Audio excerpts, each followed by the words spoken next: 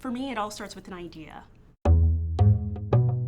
Ideation, I think, is just a fancy word for brainstorming. And to be able to really get ideas out of our head in a rapid fashion. Once a team converges around a problem statement, then they want to begin to ideate potential solutions to that problem. So I go in with an open mind. I'm like, this is my idea, let me draw it out for you. This is the picture I see when I'm trying to create a solution to this problem. I think creativity is the most underappreciated skill set in the healthcare workforce. And when I look at nurses, I think these are creative people. They are thinking of out-of-the-box solutions.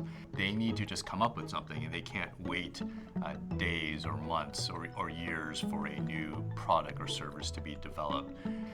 And a lot of them don't consider themselves creative. Everyone is creative in some respect. I truly believe that. And being a nurse does not mean that you're not creative or you have to stay within the four walls. I mean, we're making constant decisions during the day that require critical thinking skills, synthesizing data from multiple places, as well as creativity. And it is a skill set that it's a teachable skill set. You could get better at it.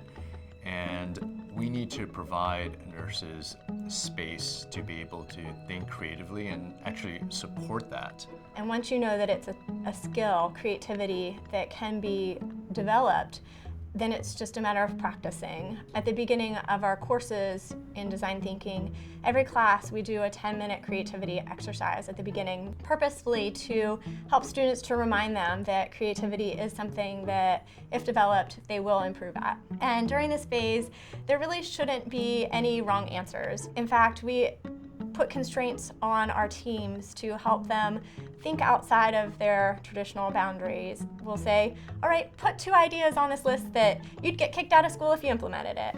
Or put 2 ideas on this list that would have to cost you $1 million. And sometimes that way of thinking will get a person to the next idea that perhaps is innovative but wouldn't get them kicked out of school. I was just doing this yesterday. I participated in a think tank, and when we came into the room, we set ground rules in terms of, no idea is a bad idea. We're trying to really think outside the box. Let's not think about solutions before. And really it goes down to, for me, shifting from that closed mindset really to that more open mindset. The physical space is actually critical to inspiring creativity. It just helps put you in that mindset. We have a health design lab at our hospital, and it looks different from any other space. We have whiteboards on wheels, we have movable tables, we have a cart that looks like something you'll find in an elementary school class. It has glue guns on it and cardboard, post-it notes, prototyping materials. So I encourage people that if they don't have that space that allows teams to work together and design and be creative, to do that. You can actually flex existing spaces, and you don't need a lot of money to be able to do that. And we use several brainstorming techniques to create an atmosphere where people are willing to brainstorm creatively without judgment. One of those techniques is the yes and technique. If you give out an idea and I really like to tell you, well, I don't really think that's a great idea, but I'm only allowed to say yes and.